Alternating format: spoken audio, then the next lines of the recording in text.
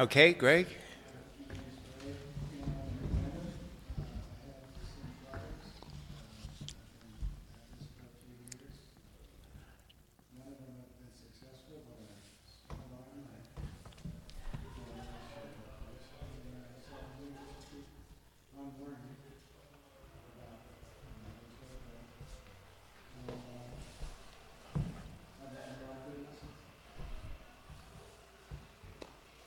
My name is Jeremy. I'm a patent and trademark attorney.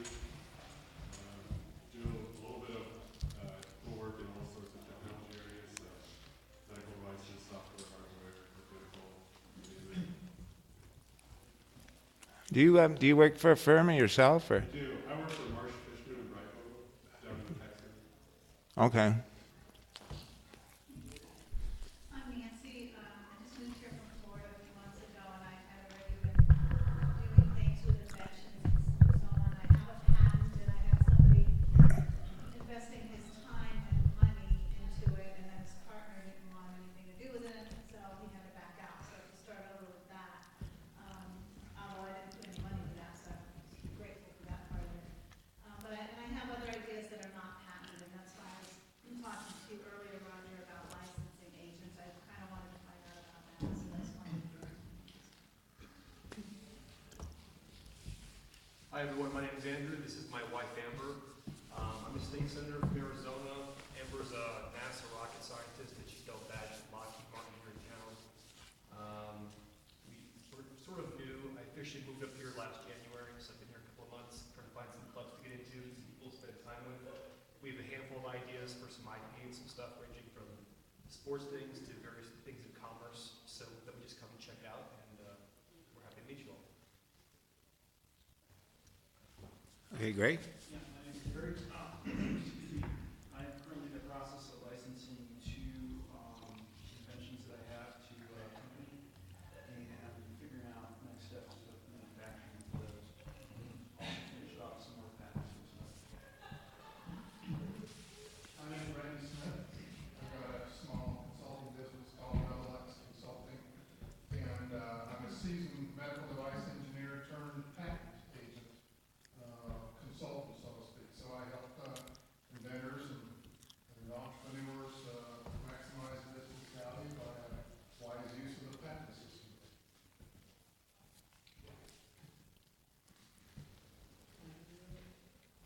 Go ahead, Roberta. I'm Roberto Scena. I'm a patent agent. I've been practicing patent law since 2004 on the West Coast borders, Italian law firms, so I do filing prosecution of patent application. We usually do already filing in Europe. Ed? I'm Ed Wilson. I just recently heard from the patent office that they're going to publish my most recent patent, so I'm in the process of trying to get a prototype together. Then I'll decide whether to license it or sell it out. Okay. I'm Paul Moran. I have a chemical that I put on raw wood that absolutely makes it impossible to burn it. I'm in the process right now of doing some further testing and so forth, and probably send it to the Underwriters Laboratories in Chicago and get their opinion on it, and then try to figure out how I'm going to market the stuff. Not only good here from the United States, but it's also good worldwide, and we're excited about it. This is my chauffeur and best friend, Carol Ann, and without her, I wouldn't get a whole lot done. She says I don't get much done anyway, but that's all right. Does the UL certification cost very much? About $2,500, Roger, That's for the testing and everything? for the testing and certification, yes. But the thing is, with you Underwriters Laboratory in the United States and Canada, that if you manufacture in one facility, you have to give them your formula totally. And of course, they keep it secret. And but if you move across the street, you have to redo that, not totally redo it, but they have to be notified. And it's kind of a pain, but doing the testing and so forth that I'm doing now, I manufacture wherever. I can manufacture it in my bedroom if I wanted to. It's pretty simple to do on a small scale. But the UL is real stringent on, if you change address of manufacturing, they have to recertify. Really? Are you keeping the composition a secret then? Right, so far, it's, Okay. I like to refer to it as a Coca-Cola. Yeah, That's- there you go. Sometimes I wonder if I know all about it, but that's okay. Oh, yeah, yeah. But it works. Have you got a name for it? Not yet. We've tried a couple different names, but they're just, things are just thrown out just so we identify Right. what product it is. It's somewhat, when I treat the wood, it's somewhat termite resistant, or quite termite resistant. But I'm not gonna, I wanna put it in the work for, fire retardant on all these apartments and so forth that are being built out of wood today. And I've seen some horrible fires in the last couple of years. One in Arizona last year, and, one in Texas earlier last year, that were $10–12 million fires. And it could have been totally avoided if it would have been treated with this material. And it's non-toxic, non-caustic. It's environmentally friendly. Great, sounds like it's got good potential I love the idea, Roger. for even licensing, right? Jeremy, please pipe in if I get too far, of course. I don't. Anyway, patent license agreements, again, ask questions anytime, please. Has anyone in here had experience with licensing agreements much? Ed has. Randy, okay. Positive, negative, in between, or? Yeah. Well,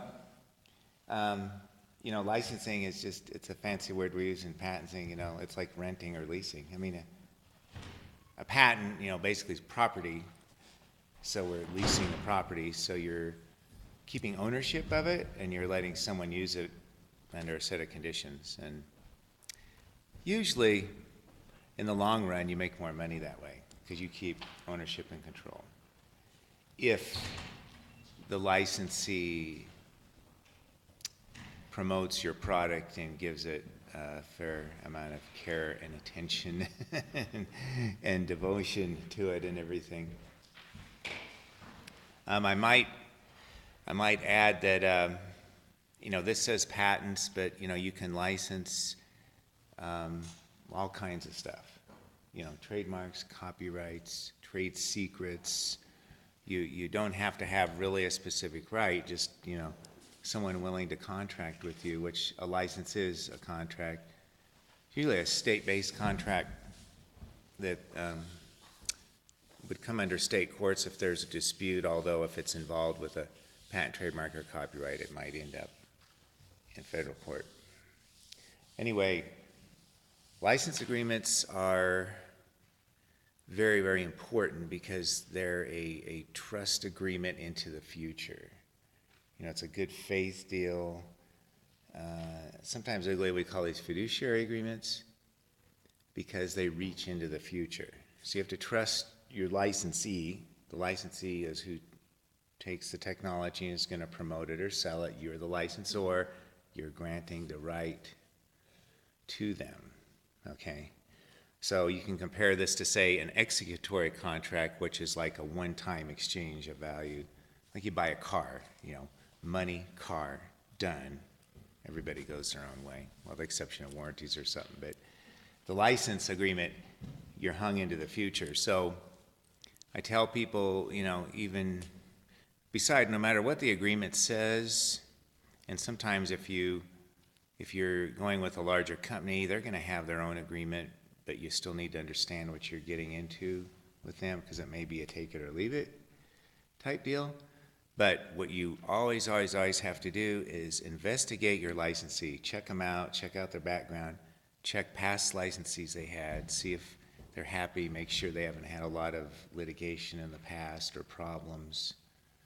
Because these people, they can become your worst nightmare. And I've had this happen to clients, you know, that the licensee may start infringing your product, or they may just sit on it and do nothing.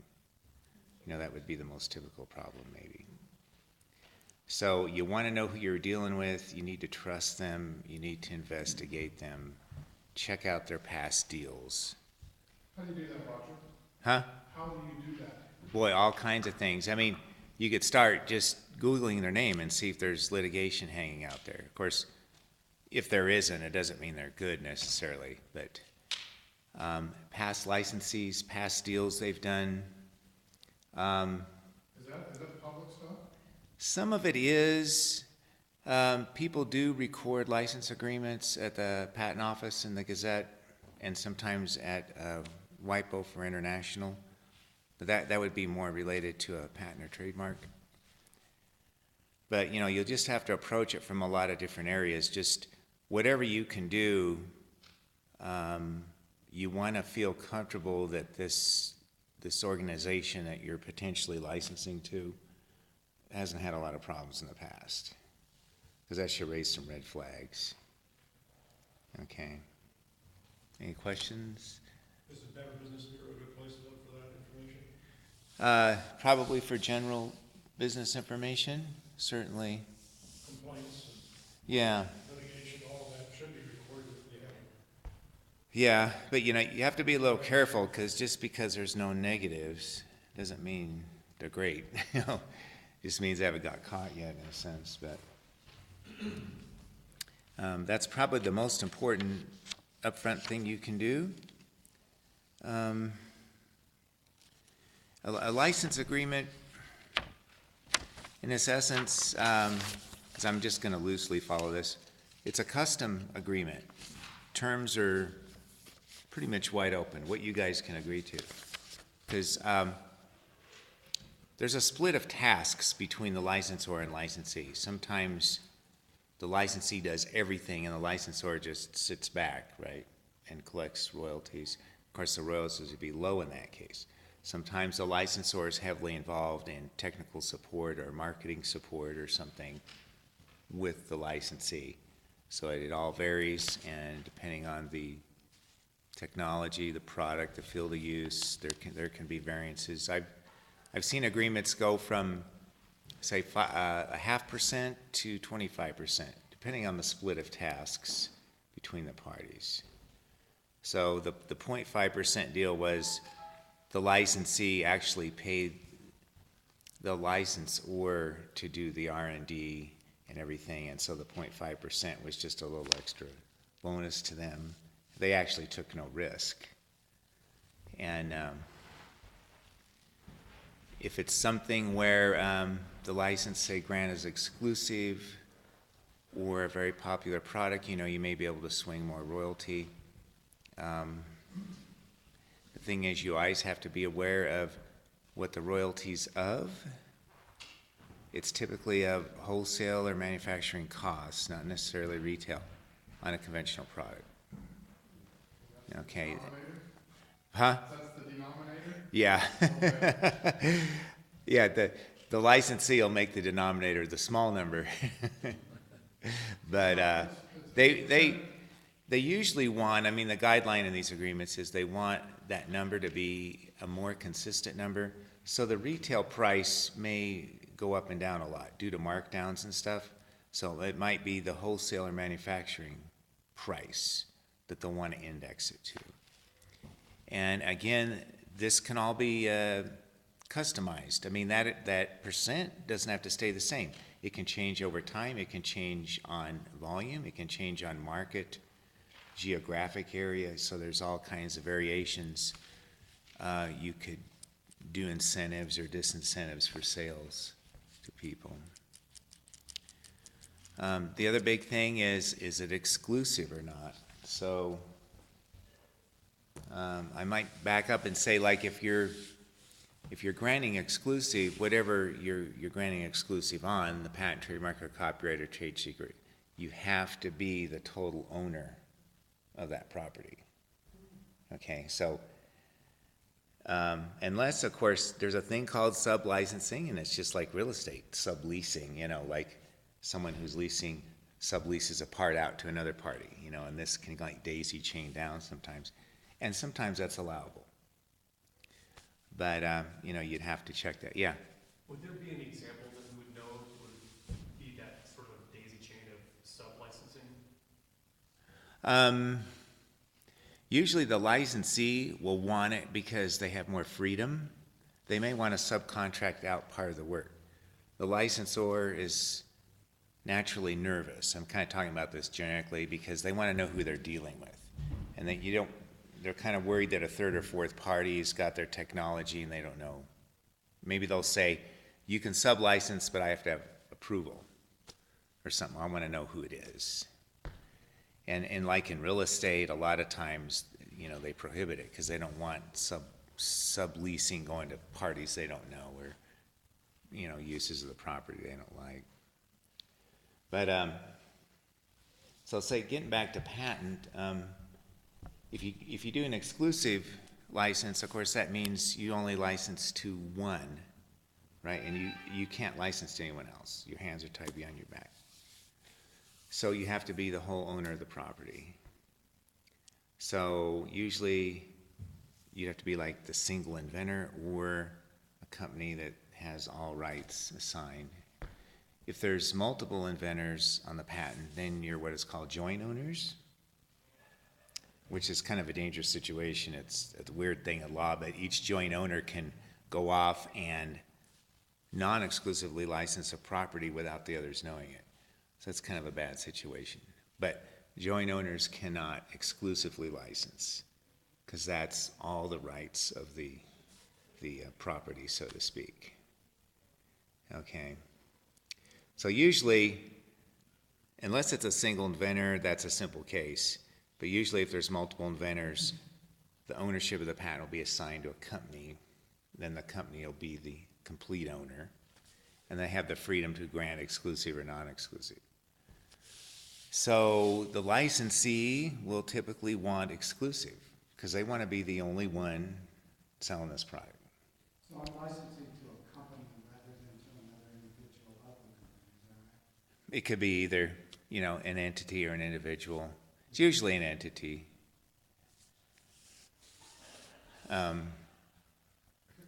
So anyway, with the exclusive,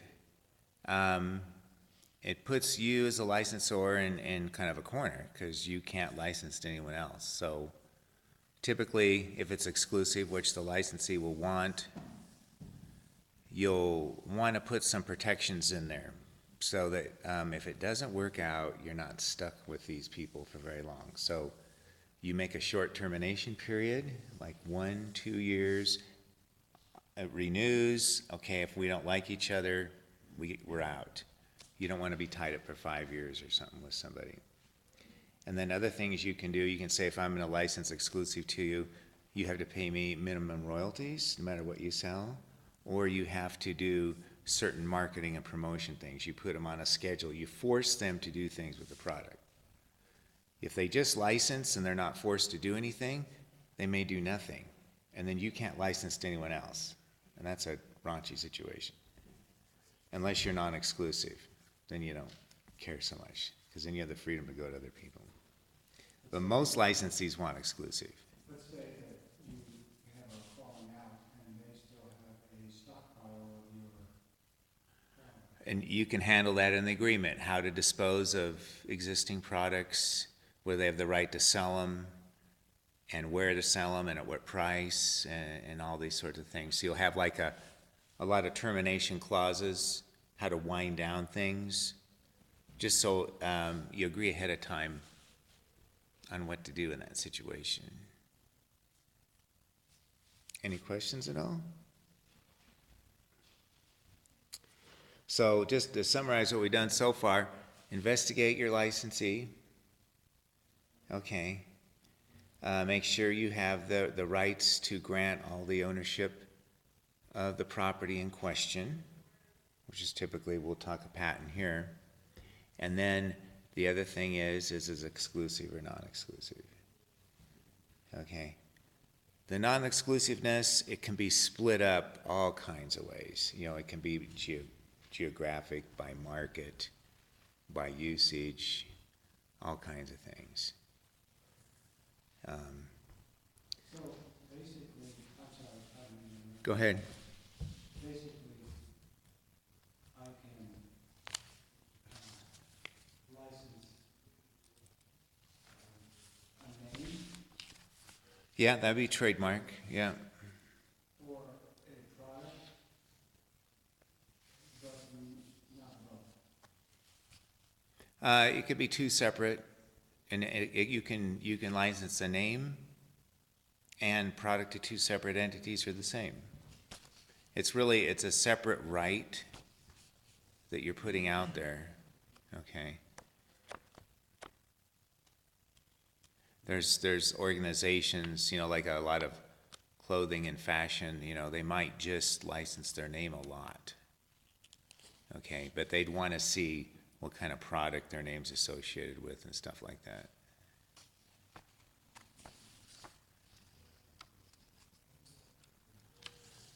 So, I know I've got an awful lot of detail here, but it's like, of course, we have a confidentiality clauses in the license agreement. You're disclosing, you know, your inner secrets to your licensee, so you don't want them to become a competitor of yours. So you can also have some anti-competition or non-solicitation things, like when you end your relationship, they cannot compete with you for a certain period of time.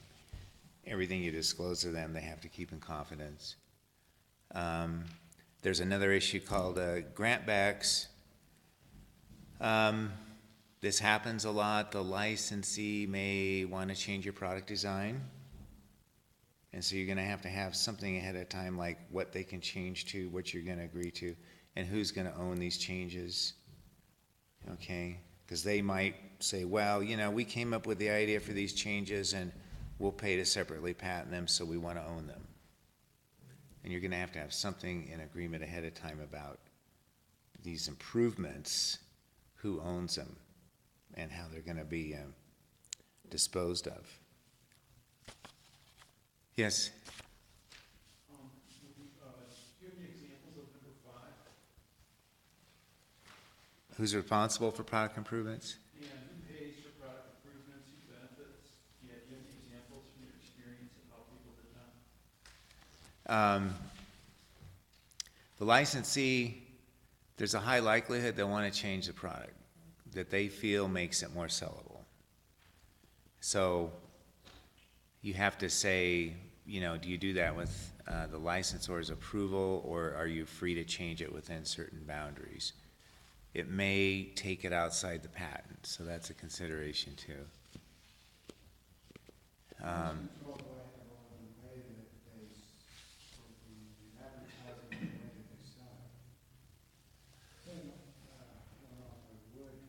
Yeah, your control probably doesn't extend that far necessarily. That would be, there's a specialized kind of license agreement called a franchise. So franchise is like a license agreement on steroids, so to speak. It controls a lot of things outside of a particular technology, like that. Marketing, promotion, how the product appears, all kinds of stuff.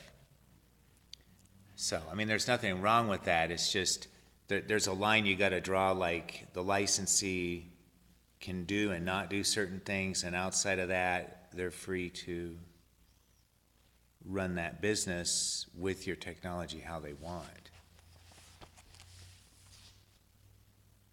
And, you know, from their perspective, they'll want the freedom, of course. They don't want to be too controlled, but you know, you don't want to lose total control either as the licensor. Other things, usually the licensee, you want them to take care of regulatory compliance, product liability, infringement enforcement, you know, all these dealings. you'll want them to take on that responsibility. It's usually more efficient because they'll have other product lines. They say have a blanket product liability insurance, and it's more efficient for them to cover that instead of you, the licensor, I mean. And that's a lot of reason you do it, because you want to get out of all those hassles of, making and selling them yourself. But again, that's custom in the agreement. There's nothing that says, they have to assume liability and have to enforce infringement. Sometimes you do it jointly. It's whatever the parties can agree to. Any questions? Oh, I've confused or bored everybody.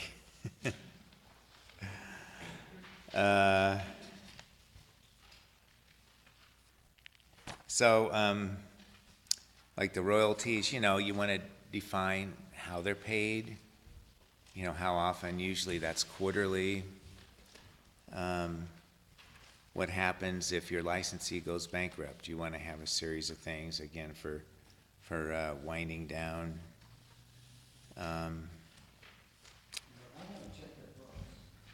Yeah, and then how the licensee reports sales and activities to you, how you audit their activities, and try to ensure that the royalties they're paying you are accurate. So a lot of agreements will have a clause where you can go in and audit their financials or observe their operations, and it can be either way. I mean, usually that stuff is at the licensor's expense. So you want to try to do it efficiently, but give your licensee the feeling that they are being watched to some extent, so they're not going to underreport royalties to you. Yeah.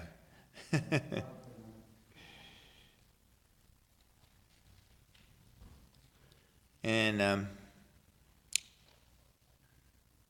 again, I touched on the non-compete. You probably want to cover something like you don't want your licensee to challenge your intellectual property or try to invalidate it. If the product is hot and they're sick of paying you royalties, they might want to try to invalidate your patent and kill off the license agreement. So they can become a very bad enemy of yours if you're not careful. Right? I didn't know that a patent could be invalidated. Could you talk about that? Oh, yeah. Well, a patent's just a presumption of validity because it's examined at the patent office. It's granted. It's subject to invalidation due to undiscovered prior art. It can be re-examined at the patent office. It can be invalidated in court. When I say invalidated, you should parse it into that the patent might be partially invalidated, not completely killed, but parts of it may show that there was an unknown item already in the public domain years before the patent, so they don't have exclusive rights. So this is always a strategy thing. If you're suing someone for infringement, you don't necessarily want to expose yourself to court if you feel there's some weaknesses that you got to watch. So there's always that risk. I mean, the prior art, which is everything that went on in the whole world before your patent was filed, you never know the total scope of it. So there's always some risk that there's something could pop up. Because when the patent office examines it, they typically check patents and patent publications, and they might dip a little into foreign patents and patent application publications, but there's all kinds of prior art. It can be a tech journal from 1952 in Tasmania or some crazy thing. It isn't found until later. So that's what can typically happen. You have anything to add, Jeremy? Or inequitable conduct in some cases. Yeah, there's outside stuff. What was the term you used? Inequitable conduct. It could be like inventorship could be challenged. There's style and support issues, and there's ancillary issues to the patent between the applicant and the patent office. But I think that unknown prior art in the public domain is probably the biggest normal risk of it. Yeah, let's see.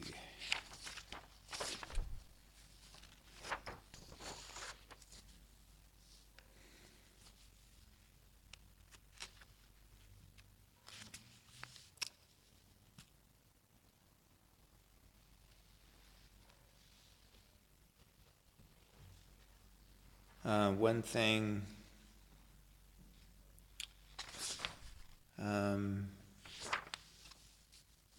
the life of the licensed property, let's say it's a patent has a fixed life, so the license agreement will automatically die when the patent does. Okay, but this doesn't necessarily apply to, say, a trade secret, which has an indefinite life, or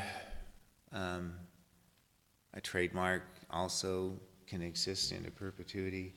Copyrights can have lives of over 100 years. So anyway, if there's a legal life of the property license, that dictates the license agreement. And may also be the royalty. Like if the patent only has 3 years left in its life, it might pull a lower royalty because there's just not much exclusivity left of it. Yeah, Greg? I don't know if this is really a pertinent question or not, but have you ever known an instance where you licensed to someone who was going to manufacture and then licensed to someone who's going to market? Is that possible to separate those two? Well, if someone's just manufacturing your product, you may just have a manufacturing contract with them. Okay, just controlling, your financial interest. I think that you'd probably license more on the sales and marketing end, I would think, but like I say, these agreements, they're all custom between the parties, so it's pretty wide open. There's just, kind of the overall things you want to watch, which is their reputation. You don't want to be tied down with anyone too long. You want them to be honest with you, push your product, and, in general, give the appearance to the public of your product in the light you want,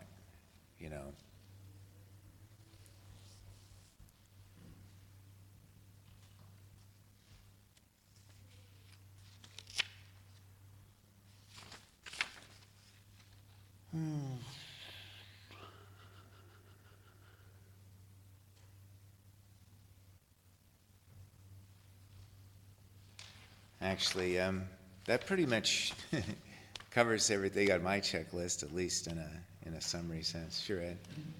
I licensed a group of products that were, we had our pulse fiber optic cable plus all the attachment devices.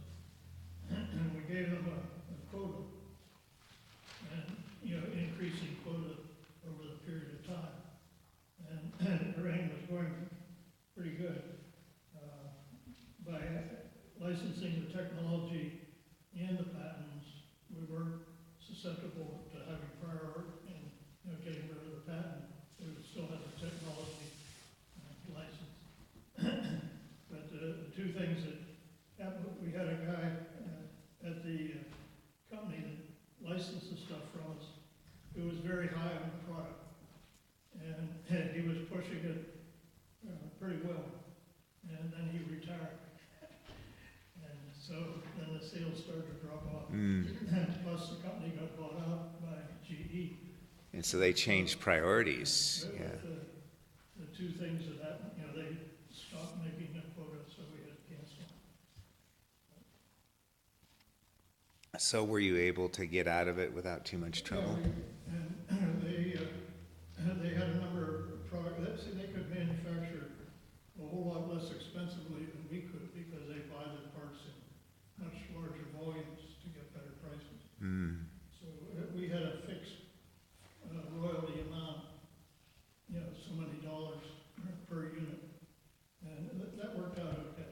But when they finally quit, or we made them quit, they sent us all the stuff that they had in inventory and didn't charge us for it. So that was pretty good.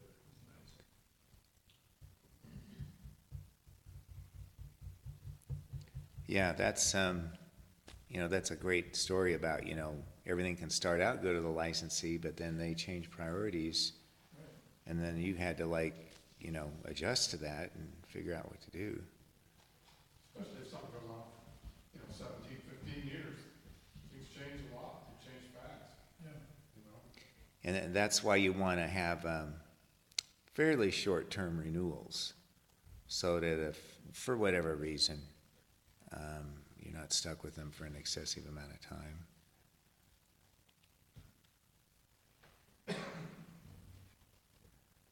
Any other questions? How long is a patent good for now after issue? It's a worldwide standard, 20 years from the file date, 20 years. assuming all the maintenance or annuity fees are paid and kept current. What liabilities does the patent office have if somebody tries to infringe on a patent? Nothing.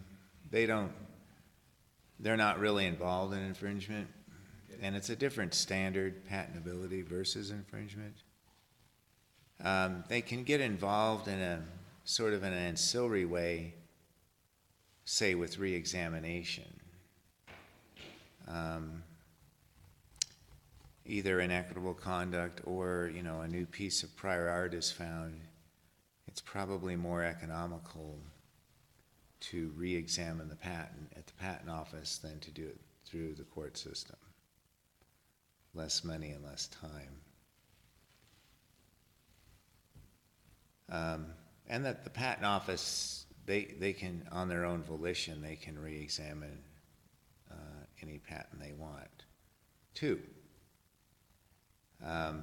Sometimes patents get politically unpopular for some reason. And they might want to take another look at, you know, should we have granted a patent on this or reduce its scope of coverage or something.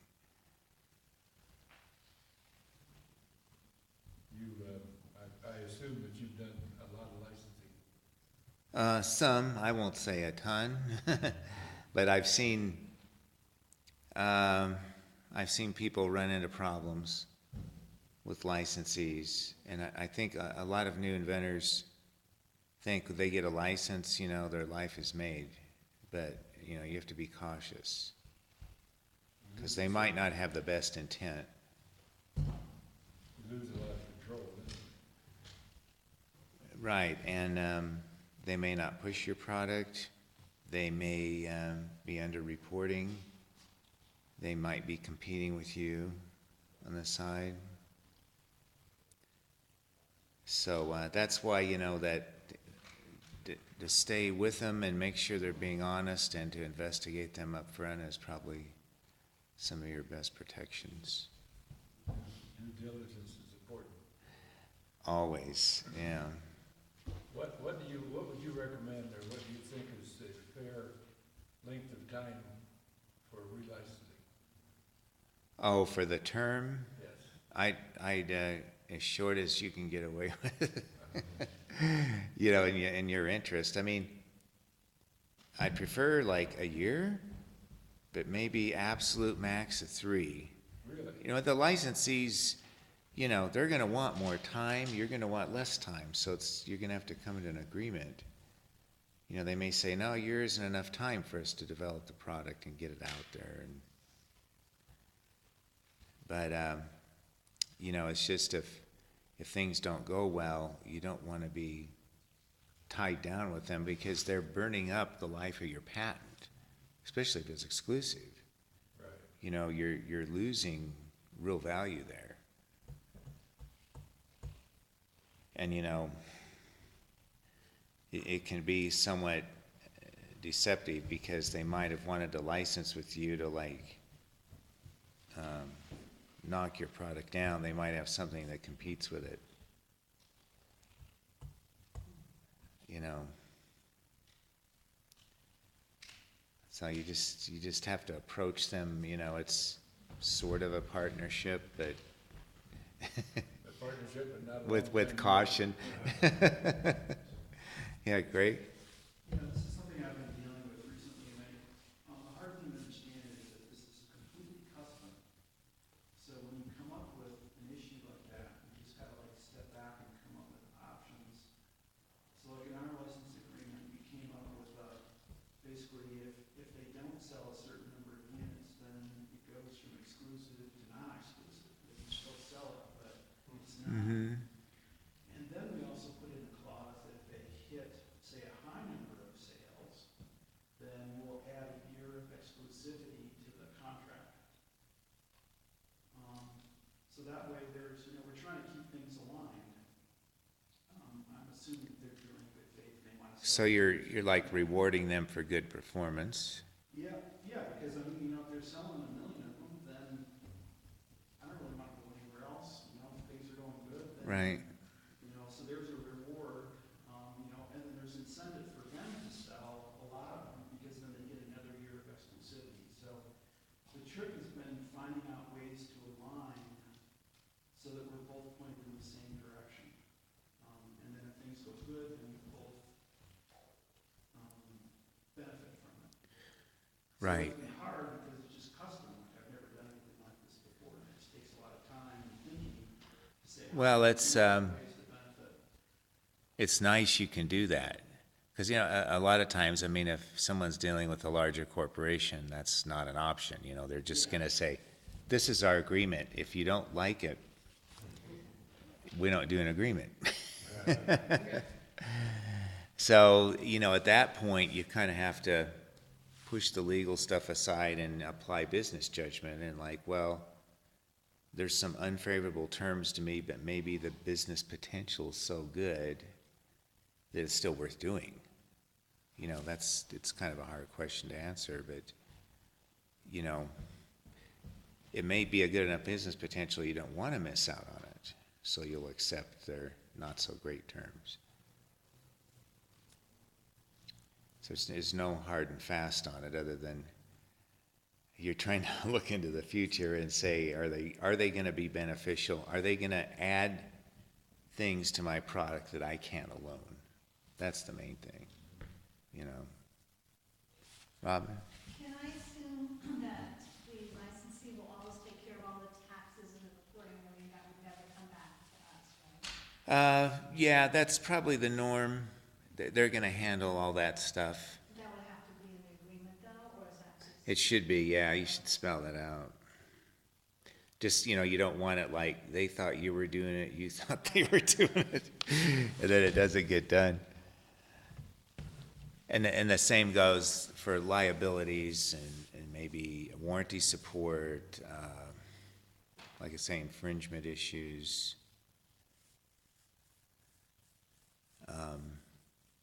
And, you know, they may say, well, if we're burdened with enforcing infringement, then, you know, whatever reward comes out of that's ours.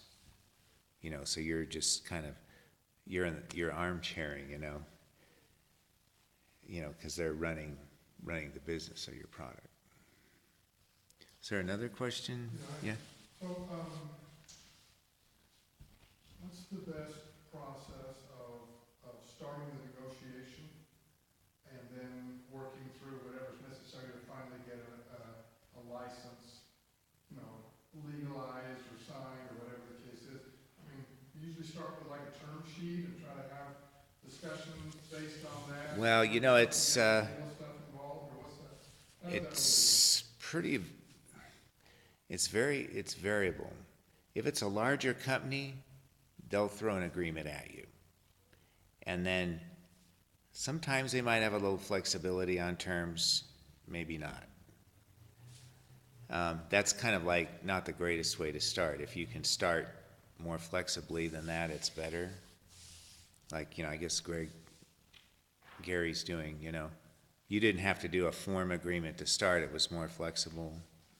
I started out with a no-low licensing agreement. Okay, like just a format type thing? No-low is, if you Google, It's the self-help legal book thing. yeah, self-help legal, I found it's a great book, it's about 300 pages, and it's basically a solid licensing agreement, a solid place to start for a licensing agreement. And it explains it, and then, you can modify the hell out of it, because you need to get it custom, but it's a decent place to start to educate yourself. What is it again? NOLO? Yeah, if you look up NOLO, N-O-L-O? NOLO, that stands for National something or other, and then look up licensing. Okay. And NOLO licensing, you'll find a book, it's on Amazon, kind of like $40, something like that. Okay. And then they have downloadable files, you can get all, like an entire basic licensing agreement, Oh. washing through it. Like templates or something? Yeah, templates, the whole thing, and then you can kind of like pick and choose, and then now you're off to be able to go modify yourself. Because there aren't any examples out there, that's the problem with this, is that everybody has these, but they're just not public. Well, a lot of times, like two big corporations, they'll do cross-licensing with each other, and then, it's confidential, because they may have trade secrets and stuff, so they don't want, they're more worried about their competitors than the general public seeing what they got going on, because that's kind of business strategy stuff. But, there are licenses all the time. If you look in the fine print, like you get music or you get software, there's they call it the shrink wrap, used to call it shrink. But all that stuff's a license, you get permissions to use the content for specific uses as part of your purchase. And you can't go outside of that sort of thing. Who records the license if that happens? And who's? If they are recorded, it can be recorded at the patent office. Is it the licensee that would do it? Who's incentivized to make it public, so to speak? That's a good question. I don't know. There might be some marketing or promotion value in it, or the thing is, it's not a hard, fast rule, and a lot of them aren't. So Yeah. you can see some in there, but not all of them. I would think that you'd find a lot of them, to be honest with you. I don't, just from what I've searched and looked and stuff like that, licenses usually aren't available. Yeah. Yeah. You got any comment on that, Jeremy? No, On license recording? no, usually the parties are just gonna put it in a filing cabinet. Yeah. Until one of them thinks they're. But you can, and there is a section in the Patent Office Gazette for licenses.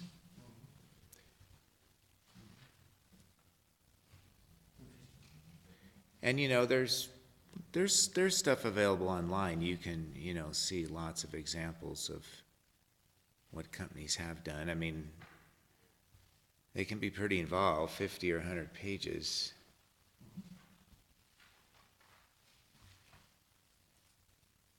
So what does, let's just say that you work out, you go this route, you find a template and you're able to, get listed through your licensing with, and you're under some pretty good agreement. What has to happen at that particular point? Does a lawyer have to sign this thing or review it, or what has to happen? No, it's up to the parties. It's probably a matter of how much money's involved and the significance of it, if they want someone to look it over. Like my goal would be if someone came to me and says, I got this license from company XYZ and they're saying I have to take it or leave it. So it's okay, so my job is just to make sure you understand what you're getting into. And then you can decide whether it's worth it business-wise. I mean, the main thing is you need to understand what the terms, mean. Yeah. But like I say, the whole thing about this is you're trusting that other party into the future, so.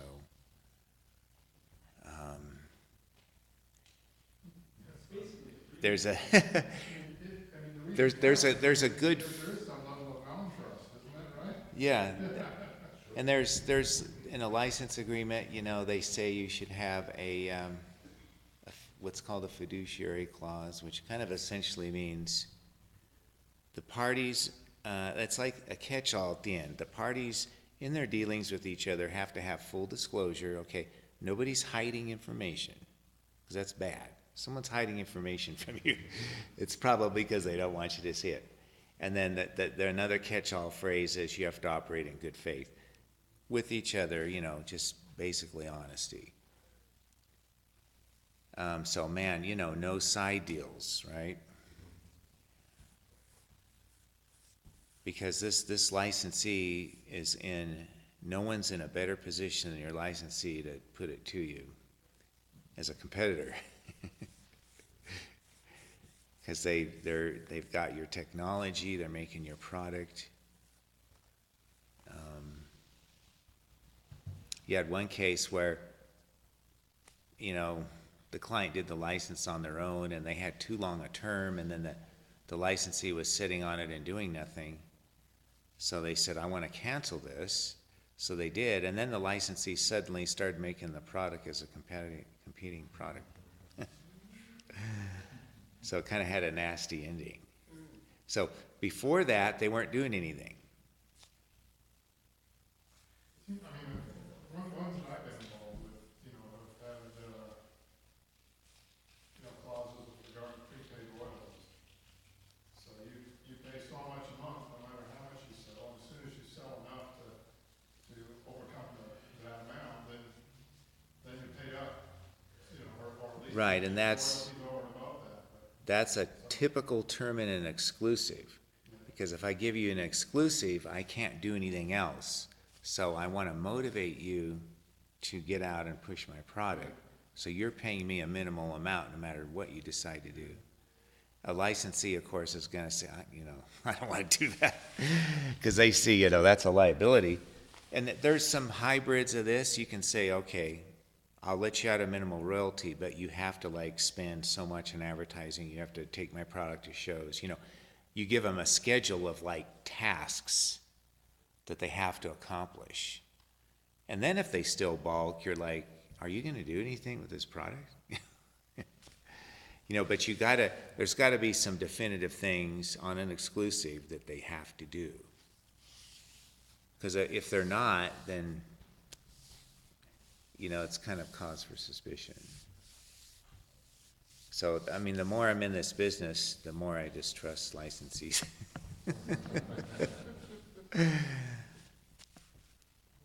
You want to believe everything's going to be great, and we get lots and lots of inventors in this group, and they have an idea, and they go, I just want a license, I just want a license. I don't want to be an entrepreneur, I don't want to manufacture, I don't want to sell. They want to hassle with it, they don't want to get funding, they just want to license out, but it's very difficult to even find a licensee interested, and then one that's honest and good on top of it. So usually the scenario is you have to start making and selling your product to prove it, to validate it, and then you have a better chance of finding a licensee that's interested, because a licensee wants to take a product that's already going and scale it up. They don't want to take anything too embryonic and have all that startup risk. They want that done. And it's so you're kind of thinking, I have this idea, I got my patent, and I'm selling them locally, but I need a licensee to take me national, right? I need someone with the money and that they can build the inventory and do this. And so that's more of a typical scenario. The only way I've seen people really get around that, they licensed, a very, kind of startup invention is they had a lot of contacts in the industry and they were able to get someone to take that on before the product's, more proven.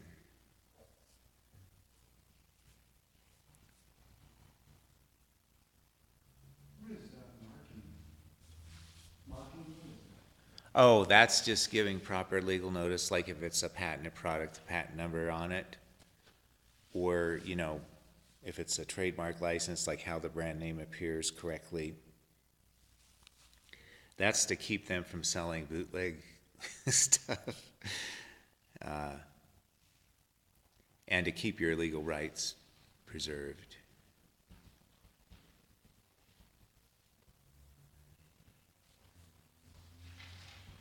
What, do you have any experience with, licensing, applications, patent applications, and, the entity taking on further prosecution? It's done, and it happens.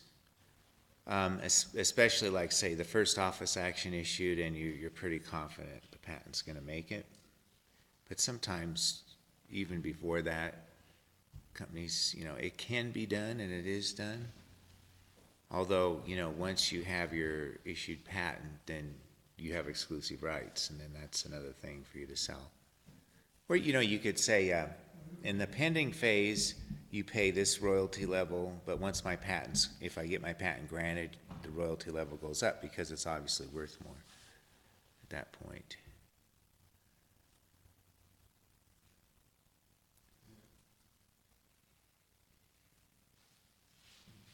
So if you can find a good, honest licensee that pushes your product, you'll do better with them than without them. I guess I can see a situation too where you file a patent on an improvement of some particular product out there, and then you end up licensing that to a competitor that competes with them. So nothing ever happens with your technology or your improvement, but you collect a royalty because they're able to enforce it on their competitor and still keep a better competitive advantage or something like that. Does that make sense? Yeah, because the licensee will typically have the right to enforce infringement, usually. Because they have the resources and, Well, like I said, as long as you're getting something out of it. If no product's gonna be sold, you better have some revenue stream coming besides just the royalty. Yeah. or something. and it can be difficult for an individual to enforce infringement unless they partner up with someone like that, or that company they'll get more attention on their cease and desist to their competitor.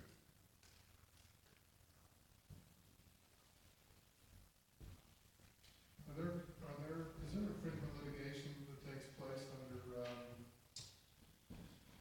what's the word I want? Where they just end up taking a percentage of the damages that get awarded or something like that?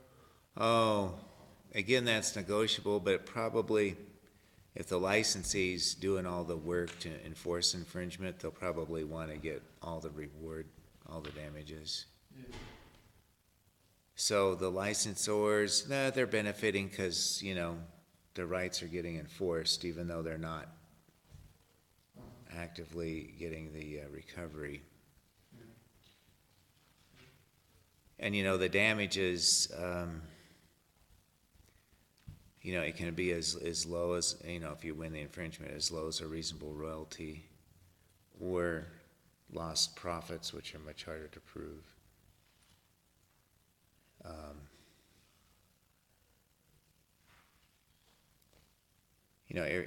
Every situation's different, though. I mean, the risk, say, a small licensee or an inventor has is that they have a hard time getting lost profits out of a large infringer because they can't prove they have the capability to make those profits. So then they're going to end up with just a royalty anyway.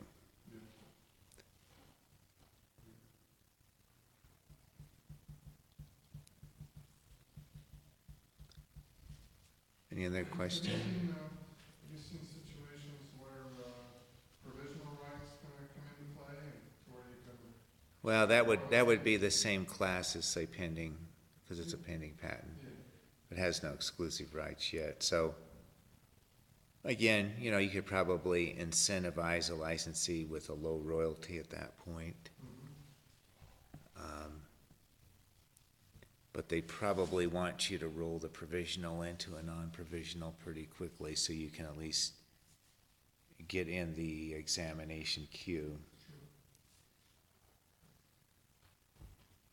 Is that a situation like, where you want to, publish early rather than wait 18 months to have it published? Is there? The provisional doesn't publish. The provisional doesn't I publish. understand that part, but when you file a non-provisional, you can have it published earlier than 18 months, right? Hmm. Is there advantage to doing that if you're trying to get things licensed and move forward? Yeah, I guess there's always the potential that more people would see it and you could generate more public interest.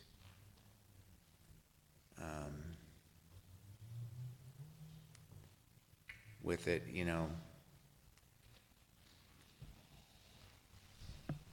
Yeah, I can see that could help in certain situations. You know, usually people don't necessarily like to publish, although, you know, their rights aren't really altered because they got their priority date. Well, you can't get any provisional rights for royalties until it's published anyway, can you? I mean, that's the earliest notification that somebody has, so you can't. You can license before publication, Yeah, but you can't, you couldn't sue somebody. you can't sue someone before publication, yeah. And then, I haven't heard of it often, but I know it's possible to sue on a publication before you're issued. Yeah. But, Or at least put people on notice and stuff like that, so yeah, that, you've got the opportunity to come down, especially if the licensee is, wants to really enforce it. yeah, you'd want to think that through, especially if it's a busy competitive field, you know.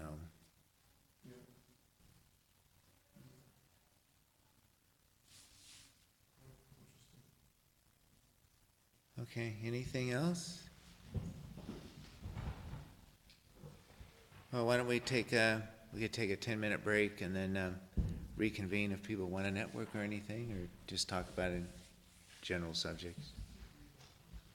Okay, thanks.